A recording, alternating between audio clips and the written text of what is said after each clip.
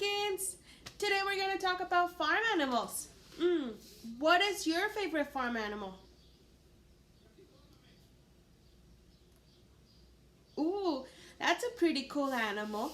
My favorite farm animal is the horse because the horse is big, it's beautiful, and it goes very, very fast.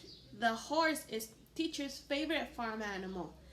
And what is the sound of the animals? Let's take a look. The cow says moo. The sheep says meh. The horse says neigh. The dog says woof, woof. The duck says quack, quack, quack. The rooster says coo-coo-coo. How fun! I wish I could go to a farm. Have you gone to a farm?